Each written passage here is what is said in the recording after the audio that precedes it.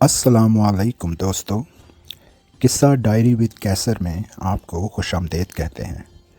قصہ diary with کیسر ایک سفر ہے من لبھاتے قصوں، داستانوں، آپ بیتیوں اور خوف سے بری کہانیوں کا۔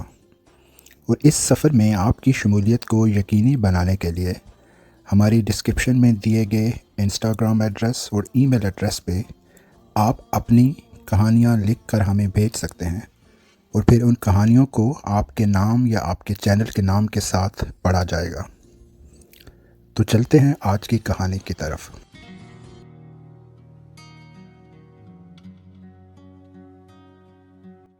یورپ کے سبھی ملک سردی کی لپیٹ میں تھے۔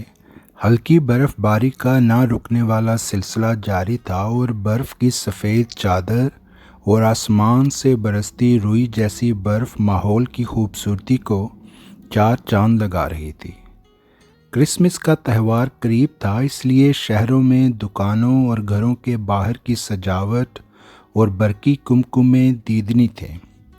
سکولوں اور مارکیٹس کے باہر سے گزرتے ہوئے ہونے والی تقریبوں میں جنگل بیل کے نغموں کی صدائیں بھی شہروں کی فضاؤں میں گونج رہی تھیں۔ یورپ کے ہی کسی شہر کی کسی سڑک کے کونے والے آرام دہ کیفیٹیریا میں بیٹھی زیبی اور اس کی قریبی دوست نادیہ ہاٹ چاکلیٹ سے سردی کی شدت کو کم کرنے کی کوشش کر رہی تھی۔ کچھ دیر خاموشی سے بیٹھی دونوں ہاٹ چاکلیٹ کے گھونٹ لیتی اور کھڑکی سے باہر ہوتی برف باری کو دیکھتی رہیں۔ پھر نادیہ نے اپنی انگلی میں پہنی اپنی انگیجمنٹ کی انگوٹھی کو دیکھا۔ اس کی شادی بھی جلد متوقع تھی، اس لیے آج کل اس کا محبوب مشغلہ زیبی کو یہ نصیحتیں کرنا تھا کہ اس کو بھی اب شادی کر لینی چاہیے۔ اور زیبی اس کی اکلوتی دوست بھی تھی، اس لیے اس کی اداسی اور زندگی میں اکیلا پن نادیہ کو پریشان بھی کرتا تھا۔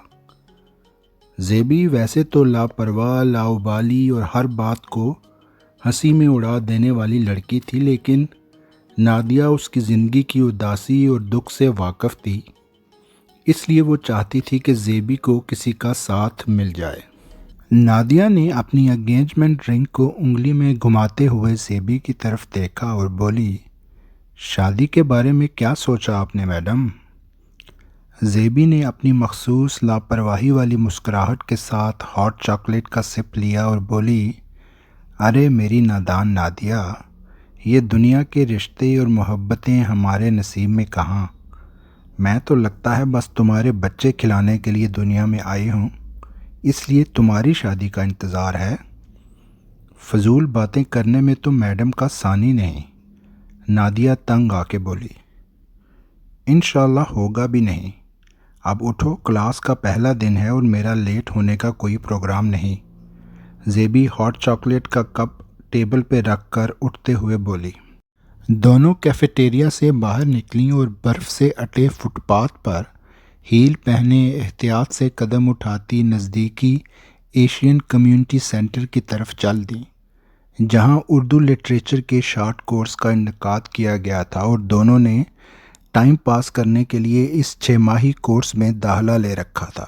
زیبی 24 سالہ جدید خیالات کی مالک اور کسی سے نہ ڈرنے والی، ہر بات پہ لاپرواہی سے اونچا ہنسنے والی، بظاہر ایک لاابالی سی لڑکی تھی، جس کے ماں باپ کئی دہائیاں پہلے یورپ میں منتقل ہوئے اور جلد ہی یورپ کی اشرافیہ اور بزنس کلاس میں اپنا نام اور مقام بنا لیا۔ زیبی کو اسکول میں داخلے کے ساتھ ہی اسکول کا بورڈنگ ہاؤس تحفے میں ملا، اور جس عمر میں بچے ماں باپ سے لپٹ کر ضد کرتے ہیں، وہ بورڈنگ ہاؤس کے نظم و ضبط میں ماں باپ سے دور بچپن گزارنے لگی۔ ہر ویکنڈ پہ جب ماں باپ بہت سے تحفے لے کر اسے ملنے کے لیے آتے تو اس کی خوشی کا کوئی ٹھکانہ نہ رہتا، اور پھر ایک ویکنڈ پر بورڈنگ ہاؤس آتے ہوئے ان کا کار ایکسیڈنٹ ہوا اور دونوں چل بسے۔ زیبی کے چچا نے بظاہر زیبی کی کفالت شروع کر دی۔ ماں باپ کی دولت کافی تھی، اس لیے زیبی کو روپے پیسے کی کمی کبھی نہ ہوئی، لیکن وہ اپنے ہی گھر میں اجنبی ہو گئی۔ جب کبھی وہ گھر جاتی تو اس کے چچا اور چچی اس کی مہمانوں کی طرح خاطر مدارت کرتے اور بناوٹی مسکراہٹ لیے اس کے سامنے بیٹھ جاتے، جیسے وہ تھوڑی دیر کے لیے ان کو ملنے آئی ہے۔ گھر کا احساس زیبی کو کبھی ہوا ہی نہیں، اس لیے اس نے اسکول کے بورڈنگ ہاؤس کے بعد کالج کے ہاسٹل اور اب گھر سے دور اپنے ایک بیڈ روم والے فلیٹ میں اکیلے ہی زندگی گزارنے کو ترجیح دی۔ کلاس کا آغاز ہوا تو 10 لوگوں کی اس کلاس نے باری باری اپنا تعارف کرایا۔ زیبی اور نادیہ کے علاوہ 2 لڑکیاں اور تھیں۔ 3-4 ادھیڑ عمر آدمی شاید پردیس میں اردو زبان کی محبت میں کلاس میں شامل ہو گئے تھے، اور ایک 26 سالہ حمزہ بھی پہلی قطار میں بیٹھا تھا۔ پروفیسر صاحب نے سب کے خیالات جاننے کے لیے اور ایک دوسرے سے گھلنے ملنے کے لیے ایک سوال پوچھا: آپ لوگوں کو کیا لگتا ہے کہ انسان زندگی گزارتے ہوئے اپنے کس عمل سے کافی نقصان اٹھاتا ہے؟ کلاس میں تھوڑی دیر خاموشی رہی اور پھر حمزہ اپنی سیٹ سے پر اعتماد انداز میں بولا: سر، میرے خیال میں انسان کو سب سے زیادہ نقصان مروت سے ہوتا ہے۔ جب انسان دوسروں کا خیال کرتے کرتے اور ان کے جذبات کا خیال کرتے کرتے اپنے جذبات کی قربانی دینا شروع کر دیتا ہے، ہر بات میں دوسروں کو ترجیح دیتا ہے۔ حمزہ کی اس بات پر زیبی اپنے مخصوص انداز میں تن کر بولی: یہ کیا بات ہوئی؟ زندگی صرف آپ ہی تو نہیں، آپ کے ارد گرد بھی زندگی ہے، خیالات اور جذبات دوسروں کے بھی ہیں، اور انسان کو یہی چیز انسان بناتی ہے جب وہ دوسروں کے لیے ایثار اور قربانی سے کام لیتا ہے۔ حمزہ پھر بولا: میں نے یہ تو نہیں کہا کہ آپ دوسروں کا احساس کرنا چھوڑ دیں، پر اپنے آپ کو بھلا کر دوسروں کو ترجیح دینا بھی عقل مندی نہیں۔ زندگی میں تھوڑا خود غرض ہونا اچھا ہوتا ہے۔ پروفیسر صاحب کے ساتھ کلاس کے دوسرے لوگ بھی زیبی اور حمزہ کی اس گرما گرم بحث سے لطف اندوز ہو رہے تھے۔ نادیہ ہونٹوں پہ دبی دبی ہنسی لیے دونوں کو باری باری دیکھ رہی تھی۔ کلاس ختم ہوئی۔ زیبی اور نادیہ گیلری میں کھڑی خوش گپیوں میں مشغول تھیں تو حمزہ نے قریب آ کے سلام کیا اور زیبی کو مخاطب کر کے بولا: آپ نے تو کمال کر دیا، محفل لوٹ لی۔ اس بات پہ نادیہ چہک کر بولی: جی بالکل، جب یہ محفل لوٹتی ہیں تو پولیس بھی کھڑی ہو کر دیکھتی رہتی ہے۔ نادیہ کے اس مسخرے پن پہ زیبی نے اس کو گھورا اور پھر حمزہ سے بولی: جی آپ بھی کچھ کم نہیں رہے، اچھا لگا آپ کے خیالات سن کر۔ پھر تینوں سینٹر کی کیفیٹیریا کی طرف چل پڑے اور کافی دیر خوش گپیوں کے بعد اچھی دوستی ہو گئی۔ نادیہ کو حمزہ کا پر اعتماد لہجہ اور خیالات کی دیانتداری پسند آ رہی تھی، اور حمزہ کو بھی زیبی کی برجستگی، ہر بات پر کھل کے ہنسنا اور گھل مل جانے والی شخصیت بھا رہی تھی۔ کلاسوں کا سلسلہ چلتا رہا اور زیبی، حمزہ اور نادیہ سینٹر کے کیفیٹیریا میں بیٹھ کر روز نت نئے موضوعات پر خوش گپیاں لڑاتے اور ایک دوسرے کے مزید قریب ہوتے چلے گئے۔ نادیہ کی گاڑی اکثر اسے جلد لینے آ جاتی، اس لیے اس کو جلد جانا پڑتا۔ آج بھی نادیہ جا چکی تھی اور حمزہ، زیبی اکیلے کیفیٹیریا میں بیٹھے تھے، اور پھر زیبی حمزہ کا ہاتھ پکڑ کے اٹھاتے ہوئے بولی: چلو پارٹنر، کھلی فضا میں چلیں، آج میں تمہیں اپنا ایک فیورٹ سپاٹ دکھاتی ہوں۔ حمزہ بھی اس کے پیچھے پیچھے چل پڑا۔ زیبی حمزہ کو لے کر سینٹر کے سامنے والے وسیع و عریض پارک میں موجود ندی کے ایک کونے میں لگے بینچ کے قریب لے گئی۔ بہت پرسکون جگہ ہے یہ۔ زیبی بینچ پر بیٹھ کر ندی میں ایک پتھر پھینکتے ہوئے بولی: تمہارے جیسی آفت لڑکی کو سکون سے کیا مطلب؟ تم تو بس کہکہے لگاؤ، شور مچاؤ، مزے کرو، جو تمہارا کام ہے۔ حمزہ بھی بینچ پہ بیٹھتے ہوئے بولا۔ حمزہ کی اس بات پہ زیبی اسے تھوڑی دیر دیکھتی رہی اور پھر اپنی لاپرواہی والی مسکراہٹ لاتے ہوئے بولی: ارے پارٹنر، اپنی محرومیاں چھپاتے ہیں ہم غریبوں کی آن بان میں کیا۔ زیبی کے اس برجستہ شعر پہ حمزہ مسکرا دیا اور پھر بولا، اس غیر سنجیدگی کا علاج ہے میرے پاس، 2 نسخے ہیں، بتاؤں؟ بتاؤ بتاؤ، زیبی چہک کر بولی۔ محبت یا شادی، دونوں میں سے کوئی ایک کام بھی کر لو تو کافی افاقہ ہوگا۔ اس بات پہ زیبی نے پھر کہکہا لگایا اور حمزہ کو دیکھتے ہوئے بولی، پارٹنر ایک بات بتاؤں، زندگی میں کبھی بھی رشتوں کا سکون اور محبت مجھے راس نہیں آئی، اس لیے سوچ لیا تھا کہ کسی بھی جذبے کو رشتے کا نام نہیں دینا، اور محبت کو بھی دور سے سلام۔ پھر زیبی تھوڑی دیر رکی اور قدرے دکھی ہوتے ہوئے بولی، پر اب لگتا ہے کمبخت محبت نے پکڑ ہی لیا آخر۔ اور پھر اچانک پس منظر سے ایک آواز آئی، یہ محبت بھی ایک نیکی ہے، آؤ دریا میں ڈال آتے ہیں۔ حمزہ نے مڑ کر آواز کی طرف دیکھا تو ایک کونے میں عجیب حال شخص فضا میں گھورتے ہوئے یہی شعر دہرائے جا رہا تھا، یہ محبت بھی ایک نیکی ہے، آؤ دریا میں ڈال آتے ہیں۔ یہ کون آدمی ہے؟ حمزہ بولا۔ زیبی نے مڑ کر دیکھا تو مسکرا کے بولی، یہ حامد ہے، موصوف پاکستان سے ہیں، شاعر بننے کا شوق تھا پر گھر والوں نے سمجھایا کہ شاعری سے پیٹ نہیں بھرتا، جاؤ اور پردیس سے کچھ مال کما کے لاؤ۔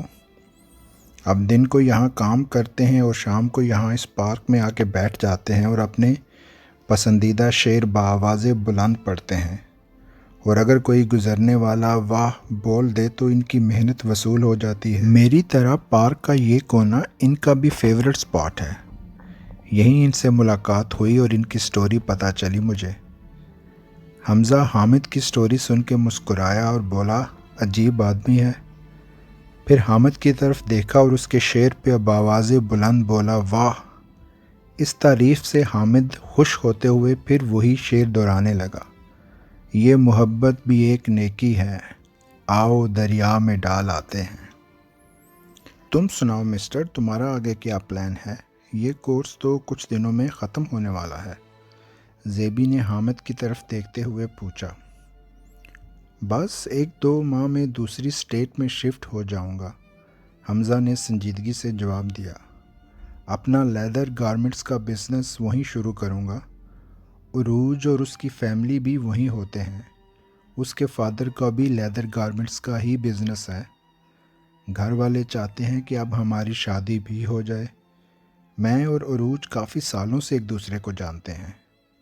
حمزہ بولتا چلا جا رہا تھا، لیکن زیبی سکتے کی حالت میں اسے دیکھ رہی تھی۔ اسے ایسا لگ رہا تھا جیسے ٹرین کی تیز سیٹی نے اس کی سماعت چھین لی ہو۔ اسے کچھ سنائی نہیں دے رہا تھا اور آنسو بے اختیار اس کے چہرے کو بھگو رہے تھے۔ ارے تمہیں کیا ہوا؟ حمزہ نے زیبی کو جھنجھوڑتے ہوئے پوچھا۔ رو کیوں رہی ہو؟ زیبی چونکی اور پھر جلدی سے اپنا چہرہ صاف کیا اور مسکراتے ہوئے بولی، کچھ نہیں پارٹنر، خوشی کے آنسو ہوں گے۔ پس منظر سے حامد کی آواز پھر گونجی، یہ محبت بھی ایک نیکی ہے، آؤ دریا میں ڈال آتے ہیں۔ اس کے بعد زیبی کافی دن کلاس میں نہ آئی۔ نادیہ نے کافی دفعہ اس کا فون ٹرائی کیا، اس کے گھر جا کے چیک کیا، لیکن زیبی کا کوئی اتا پتہ نہ تھا۔ نادیہ اور حمزہ کو فکر لاحق ہوئی۔ نادیہ نے آخر کار زیبی کی لینڈ لیڈی کا پتہ چلایا اور دونوں اس سے ملنے گئے، تو لینڈ لیڈی نے بتایا کہ زیبی تو کافی دن سے ہاسپٹل میں ایڈمٹ ہے، اس کی بیماری شدت اختیار کر گئی۔ نادیہ اور حمزہ ایک دوسرے کو پریشانی سے دیکھنے لگے کہ ایسی کیا بیماری ہو سکتی ہے۔ دونوں ہاسپٹل پہنچے تو ڈاکٹر نے دونوں کو اپنے کمرے میں بٹھا کے بتایا کہ زیبی کو پچھلے 3 سال سے بلڈ کینسر کی تشخیص ہو چکی ہے۔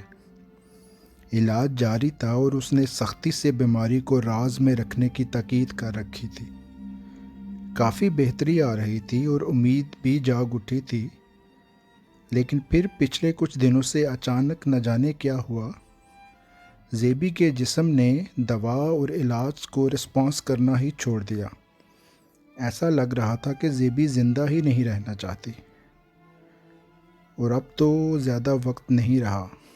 اچھا کیا آپ لوگ آ گئے، آخری وقت میں اس کے پاس کسی کا ہونا بہت ضروری ہے۔ حمزہ بت بنا ڈاکٹر کی یہ باتیں سن رہا تھا اور نادیہ نے زارو قطار رونا شروع کر دیا۔ دونوں بھاری قدموں سے زیبی کے کمرے میں داخل ہوئے۔ زیبی بستر پر لیٹی چھت کو گور رہی تھی۔ اس کی کھلتی رنگت زرد پڑ چکی تھی اور آنکھوں کے نیچے سیاہ حلقے واضح تھے۔ نادیہ کو دیکھ کر اس نے مسکرانے کی کوشش کی اور بولی، ارے نادان نادیہ تم؟ نادیہ آنکھوں میں آنسو لیے آگے بڑھی، زیبی کا ہاتھ پکڑا اور روتے ہوئے بولی، تم نے مجھے کیوں نہ بتایا زیبی؟ رونا چھوڑو پگلی، بیٹھو۔ زیبی نے نادیہ کو پاس بٹھایا۔ حمزہ بھی آیا ہے، نادیہ نے حمزہ کو آگے کرتے ہوئے بولا۔ حمزہ نے آگے بڑھ کر زیبی کا ہاتھ پکڑا اور اس کے ساتھ بیٹھ گیا۔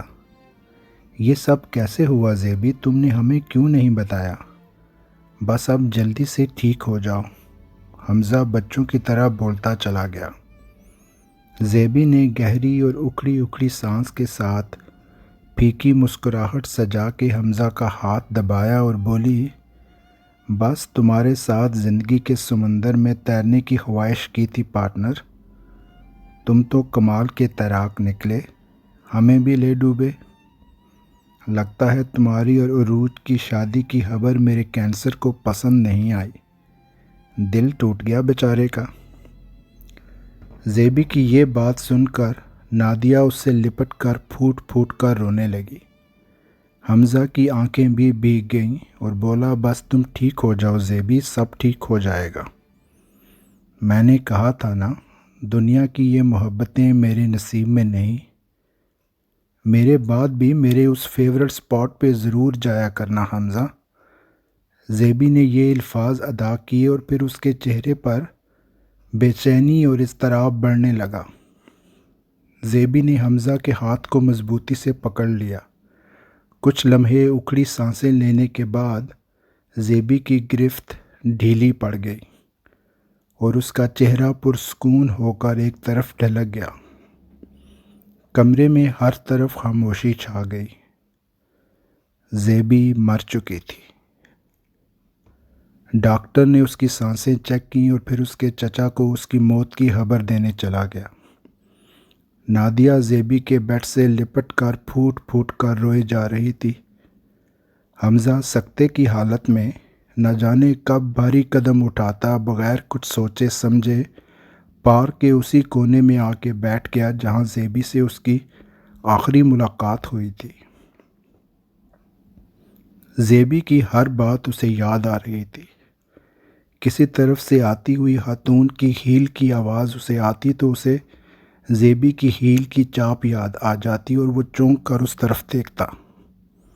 کبھی اس کو لگتا کہ وہ ابھی اس کا بازو پکڑ کر کھینچ کے اٹھائے گی اور بولے گی، چلو پارٹنر چائے پینے چلیں، میرے پاس 1 کپ کے پیسے ہیں، آدھی تم پینا اور آدھی میں پیوں گی۔